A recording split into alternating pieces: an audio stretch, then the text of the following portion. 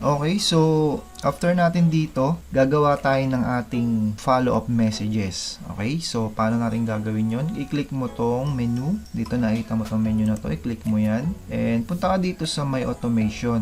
Okay, so gagawa tayo dito ng workflows. So ako, meron na akong nakagawa na workflow. Pero ikaw, dahil ngayon ka palang gagawa is wala ka pa. Dito nakalagay. So, paano natin gagawin yon? I-click mo lang tong Create Workflow. Then, pag napunta ka sa page na to, click mo lang tong Build from Scratch. Click mo tong Start Now. Sabi dyan, enter your automation workflow name. So, lagay mo lang Super Life World Follow Up. Yan. So, one word lang lagay mo. Dahil ako meron na, lagay ko rin siya ng 2 para hindi siya magkaparehas. So, dito sa Start the Process When Someone, click mo lang tong Subscribe.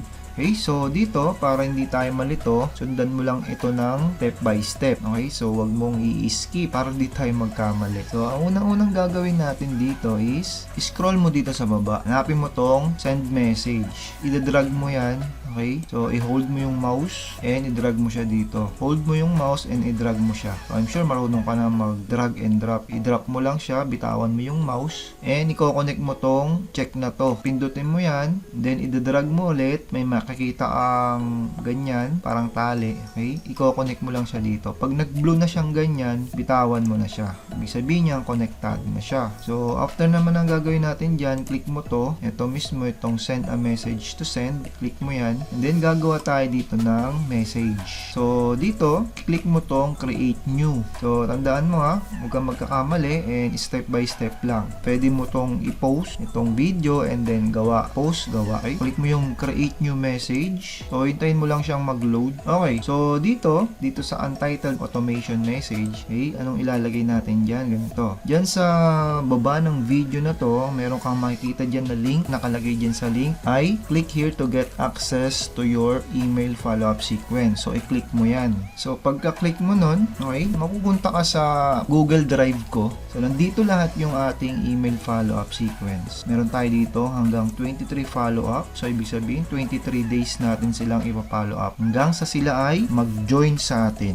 Bakit ganyan kahaba? Dahil sa mundo ng marketing, ang isang tao ay hindi yan agad-agad bumibili sa unang kita pa lang. Sa una, pangalawa, pangatlo, panglima, ganyan, etc. So, bibili yan sa pang 7 hanggang pang 13 days and so on. Okay? So, base yun sa survey. Kaya ganyan karami yung ating follow-up sequence. Okay? So, dito sa untitled automation message, ang unang-una natin dyan syempreng gagawin is itong email follow-up 1.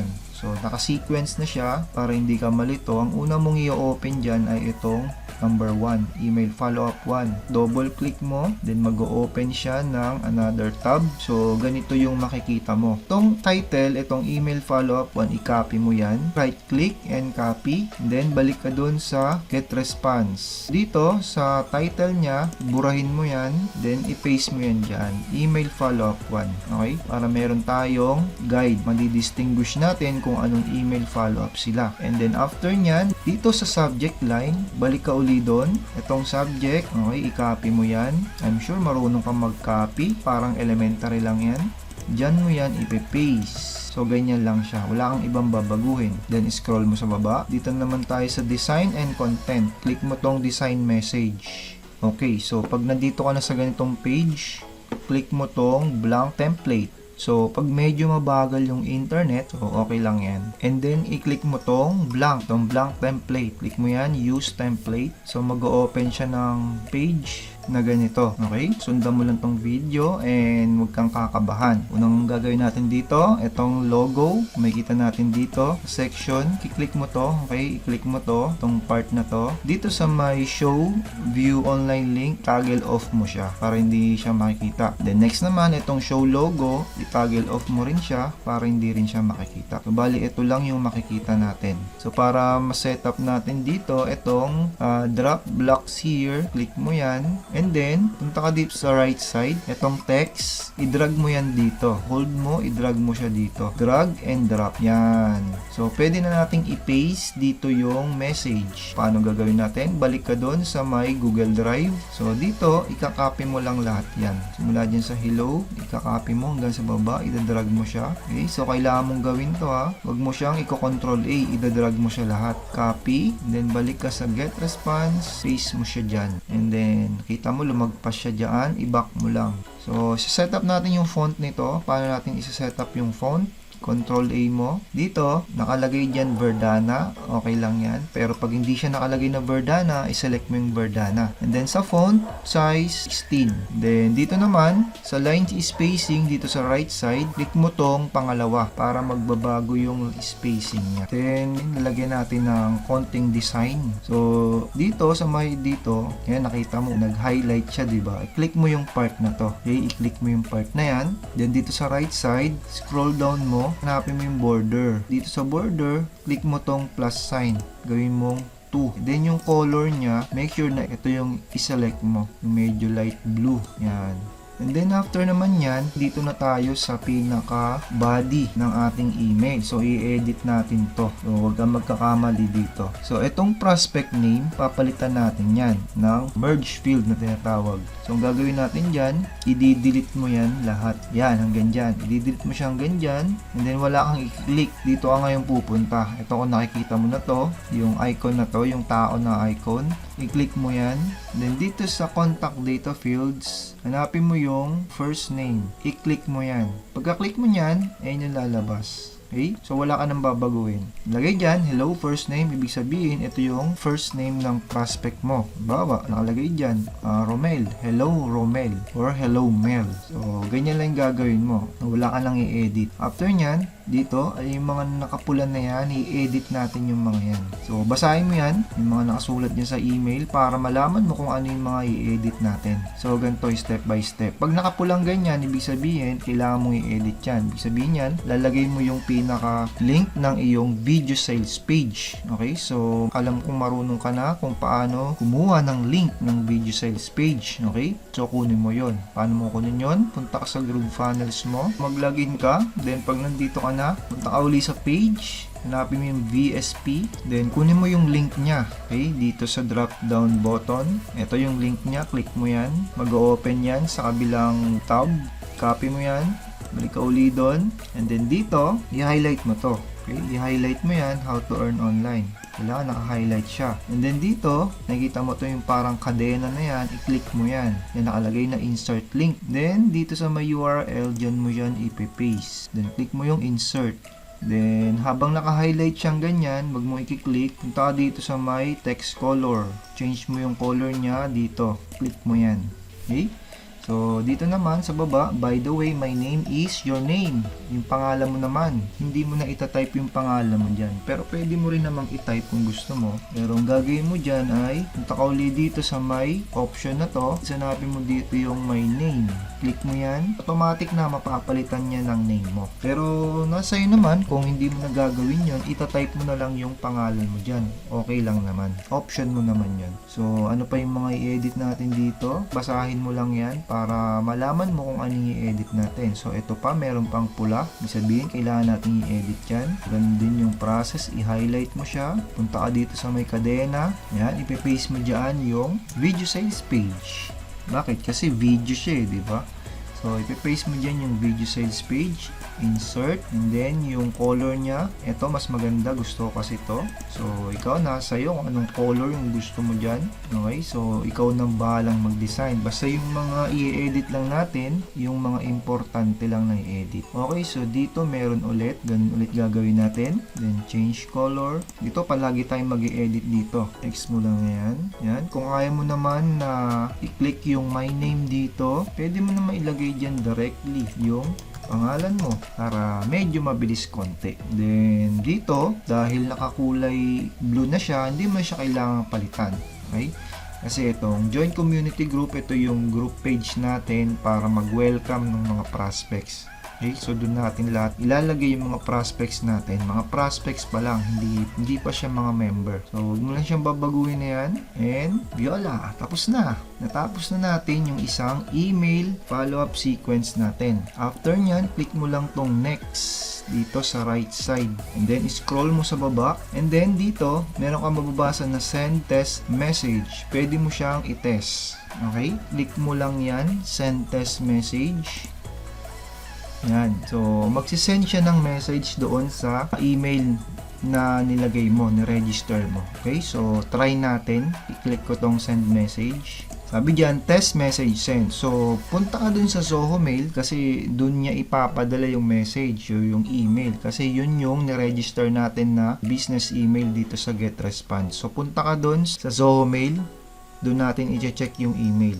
So, dito sa email, eto, kita mo dito sa inbox pag nandito ka na sa Zoho Mail. Ayan, nakita mo na sa inbox na. Kung wala sa inbox, hanapin mo siya kung sa newsletter, notification. So, pero dito na sa inbox siya. So, hanapin mo lang siya.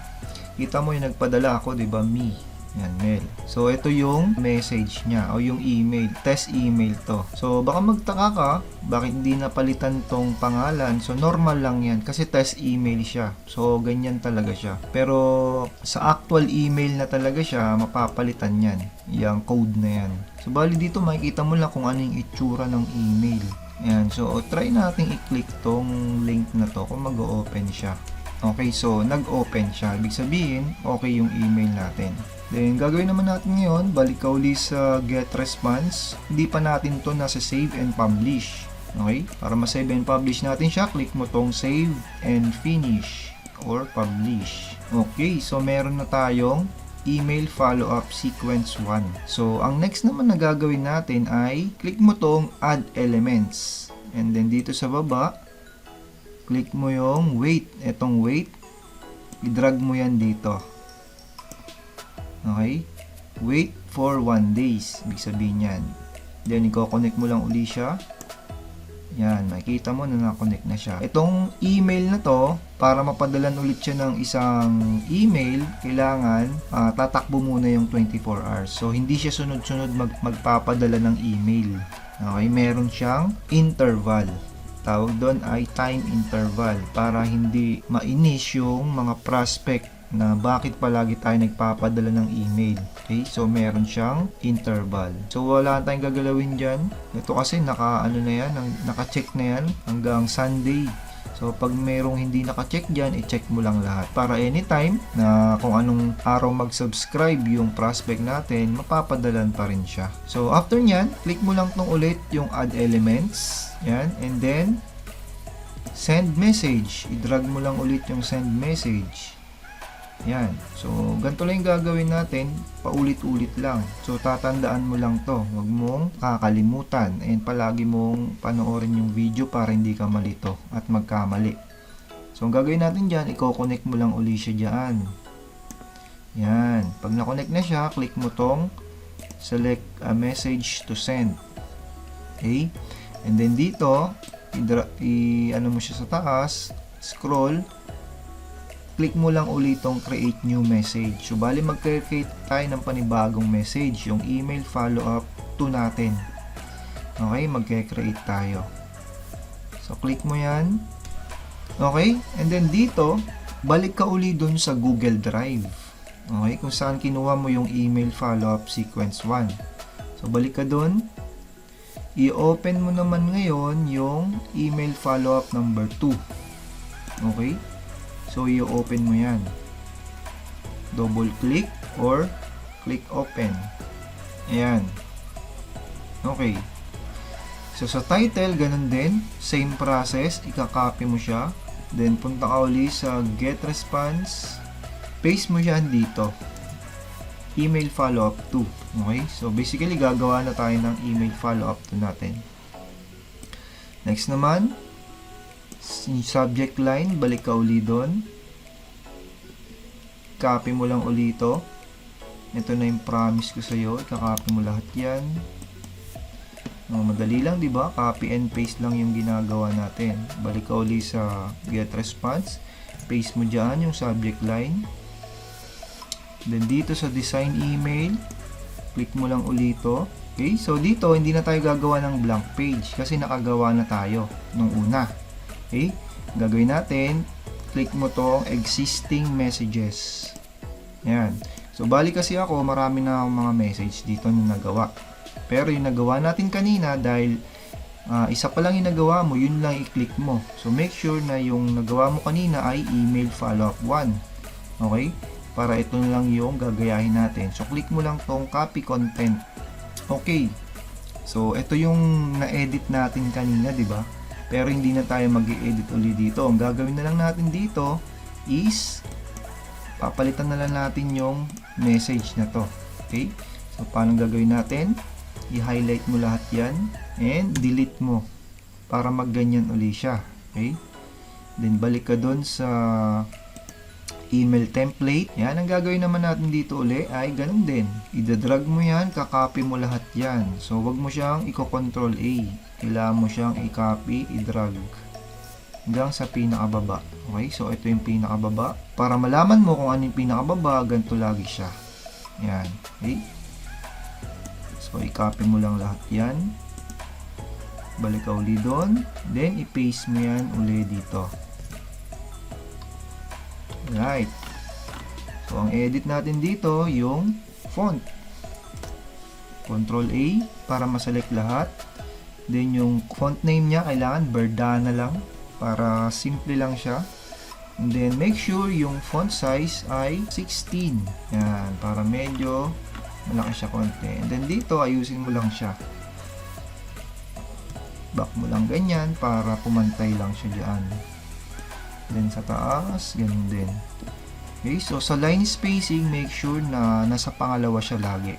Okay, so hindi mo naman to palaging i-edit. So dito ulit, sa prospect name, ganun din gagawin mo. Papalitan mo lang ulit to. So tignan mo itong pinaka exclamation point na yan. So wag mong isasama sa i-delete yan.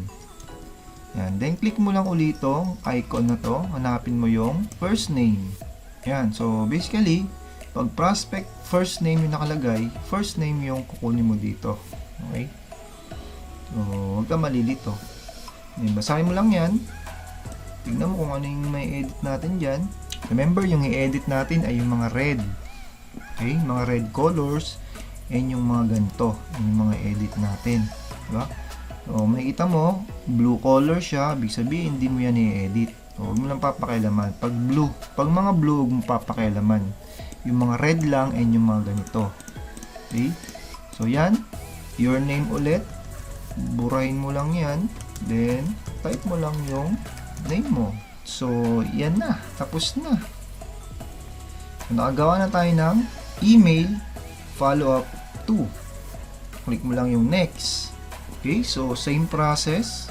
Scroll mo lang sa baba. Then, kung gusto mo tong i-test, test email, pwede naman. I-test email mo ulit. So, nasa yan. Pero, para matapos agad tayo sa tutorial na to, ay isa-save and finish na natin siya. So, babalik ulit tayo sa ganitong structure. So, hanggat di natin natatapos yung 1 hanggang 23 na email follow-up, nandito tayo palagi. Okay? So, ganun lang naman yung process niya. Pare-pares lang yung process niya. Paulit-ulit lang. Kaya wag ka lang tatamarin. Then pag ganyan, so meron tayong email dito, ibig sabihin ano yung ilalagay natin? Email ba ulit? Hindi. Kailangan natin ng time, di ba? Itong wait for 1 days. So alternate lang siya palagi. Email and then wait for 1 days, email and then wait for 1 day. So click mo tong add elements, nandito siya. Scroll down mo, eto siya, wait. Okay? Drag mo dyan, drag and drop mo. Scroll mo para medyo makita mo ng malaki. Then, i-connect mo lang uli siya. Pag na-connect mo na siya, okay na yan. Wala ka nang babaguhin dyan. Wait for 1 days na lang siya dyan. Automatic na siya, ibig sabihin. Kapag nagpadala ka ng email ng day 1, automatic yan, magpapadala siya ng email ng day 2, ng day 3, day 4, day 5, etc. etc. Okay? So, for the sake of this presentation, gawa ulit tayo ng isang message pa. click mo lang ulit tong add elements, scroll, drag and drop mo yung send message, scroll mo para makita mo lahat, then connect, and then click, and then scroll mo sa taas, click mo yung create new. Yan, kapag dito naman ulit, punta ka ulit dun sa Google Drive natin sa email template. So natapos na natin yung follow-up number 1 and follow-up number 2. Dito na tayo sa follow-up 3. So i-open mo uli yan. Okay, pag na-open mo na siya, sa title, copy mo lang uli yung title niya. Yan, same process lang siya, di ba? Paulit-ulit lang. O, i-copy mo siya. Balik ka uli sa get response. O, i-paste mo lang uli yan dito. Yan, email follow-up 3, yung title. Then yung subject. Balik ka uli doon sa template.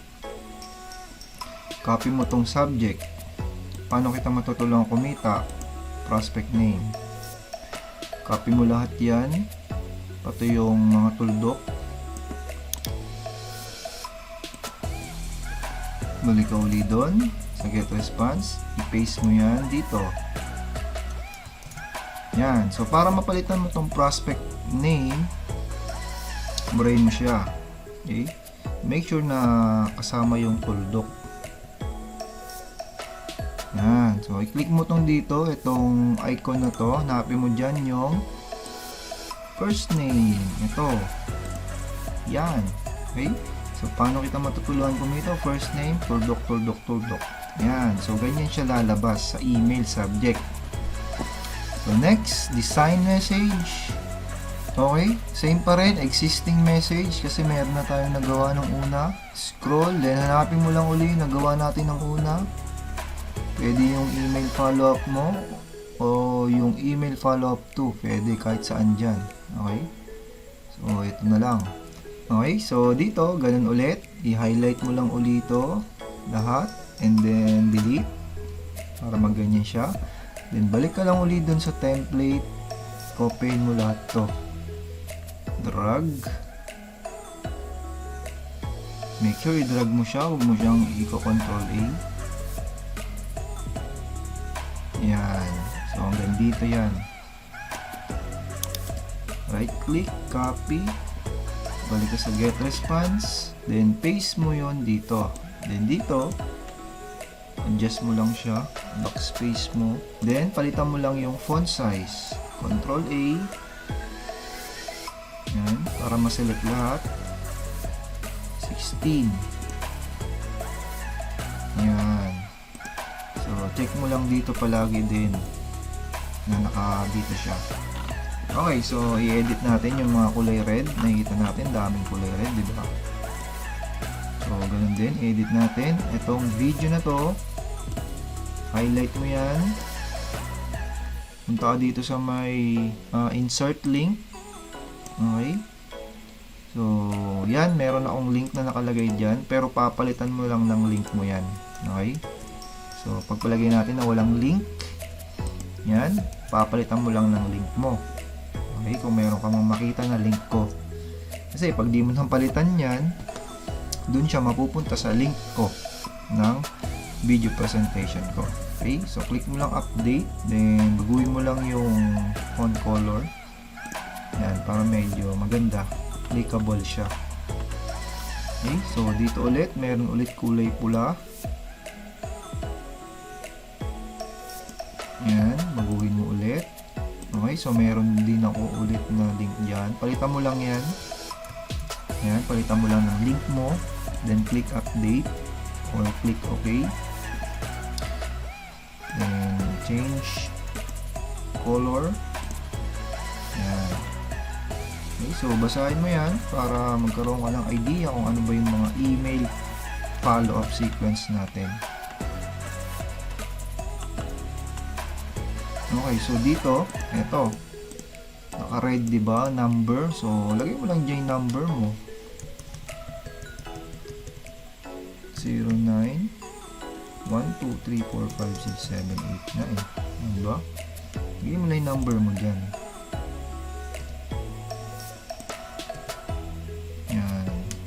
pag pula yan, siyempre gagawin mo siyang black. So, dito, have a wonderful day, prospect name. Yan, prospect name ulit. Dito sa my first name. Yan. So, dito, sa baba ulit, pagta mo lang rin yung name mo. Diba? Dali lang. Para lang nag-i-edit ng Word document. So, dito rin, may pula. So, i-change mo lang din yan. Highlight. Then, rito, paste mo yung iyong link. Insert. Then, change mo yung color. Ito kasi mas maganda yung kulay niya. Yan. Then, yung isa pa. Ganun din. So, I'm sure by now, ngayon, marunong ka lang mag-highlight, mag-change ng color, mag-change ng font size. Diba? Okay? So, ganyan siya lalabas. Okay? So, na-edit na natin yung email follow-up sequence tree natin. Click mo tong next. Then, scroll mo sa baba. Click mo yung save and finish. So, huwag mong kakalimutan na hindi ito i-click. Kasi pag di mo click to, mabaliwala yung ginawa natin dito sa message. Okay? So, kaya huwag mong kakalimutan na i-click palagi to. Okay, so after nyan, ituloy lang natin yung gagawin natin. Okay? So, huwag ka lang malilito. Sequence lang siya. Okay, ang unang gagawin mo ay message agad. Then, time interval, wait for 1 day. Then, message ulit. Then, wait for 1 day ulit. Then, message ulit. Then, wait for 1 day ulit. Okay? Wait for 1 day. Then, connect. Yan, huwag mo kalimutan i-connect para mag-connect siya. Kasi pag di mo kinonnect yan, hindi yan mag-work. Okay? So, after ng interval, ganun ulit. Send message ulit. So, alternate lang siya. Then, connect. Then, click do para ma-edit mo yung new message para makapag-create ka ng new message. Then, click create new message. Okay, so ganun ulit dito sa title. Punta ka ulit dun sa template natin, email template. Dito ka naman sa email follow-up 4 kasi tapos na tayo sa 1, 2, 3. Open mo yung email follow-up 4. Ayan. So, copy mo lang uli yan. Title. Copy. Punta ka dun. Then, paste mo dito yung title. Ayan. Then, balik ka uli sa template. Yung subject naman, copy mo na lahat. Okay. Scroll mo dito sa subject line. Paste. Then, dito sa design message, existing message. Ayan. Ito, gamitin mo ulit to. Copy content. Kung ano lang ginamit mo ng huli, pwede naman na yun. Yan. So, same lang din gagawin mo. Di-delete mo lang ulit ito. Delete. Then, balik ka ulit dun sa email template. I-copy mo naman ngayon to. Diba? Paulit-ulit lang, diba? Hindi na siya mahirap sa ngayon. Kasi, nagagawa na natin. So, drag mo lang.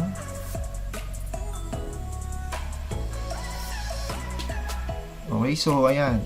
So, make sure na isama mo tong red na to. Itong link na red na to, okay? Isama mo siya. Copy. Balik ka ulit doon. And then, paste mo dito.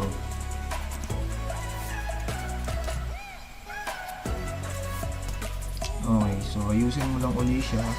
Diba? Para pumantay. Then, highlight. Change mo ng font size. 16. Okay, so ito. Edit natin. Prospect name. Palitan mo lang uli siya. Tingnan natin yung first name. Okay. So, basahin mo dyan kung ano yung pwede nating ma-edit. So, dito, meron siyang blue color. So, hindi na natin i-edit to. Okay? Kasi hindi naman siya red color. So, dito tayo. Babasahin mo lang yan. And make sure na palagi mong i-check. Talagang tingnan mo na maigi kung may mga ganito. So, may mga nilagay ako ng mga ganyan. Para mas personalize sa prospect. Pagtyagaan mo lang siyang i-check. Kailangan mo rin talagang basahin yan para ma-check mo. Kasi pag hindi mo binasa yan, hindi mo ma-check kung ano yung mga pwede nating i-edit. So, ito, meron din blue color. Ibig sabihin nito, yung Facebook group na to, ito yung welcome group natin, yung para sa mga prospect lang to. Okay? So, hindi ito yung sa mga official members. So, yan, katulad niyan, meron ulit. Edit mo lang. First name. So, I'm sure by now, marunong ka nang maglagay-lagay ng ganyan, mga data field. So, madali lang naman siya. So, basahin mo ulit. So, meron ulit dito.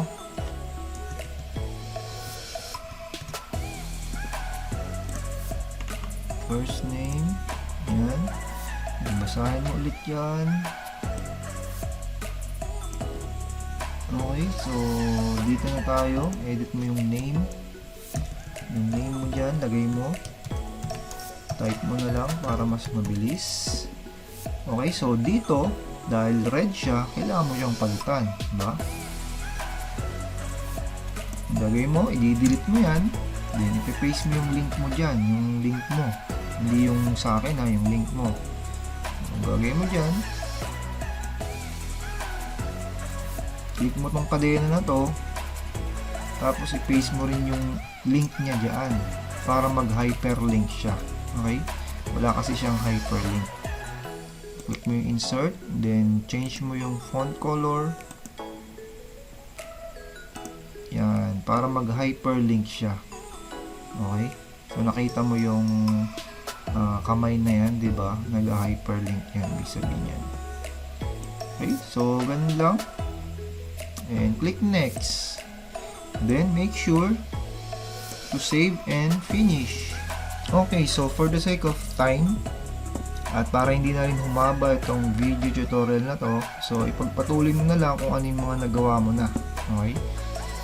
Ang dali lang naman yan, and isang format lang naman yung ginagawa natin. So palagi mo lang panoorin tong video na to para hindi ka magkamali. Okay? So sa next video naman, ito na yung pinaka last part ng ating 3M system making o yung creation natin. Tuturo ko sa iyo kung paano tayo mag-edit ng mga page doon sa GrooveFunnels, yung website natin. Okay? So, edit natin yung mga buttons doon, yung mga page doon para mas smooth yung pag-click ng mga prospects natin. Okay? So, see you in the next video.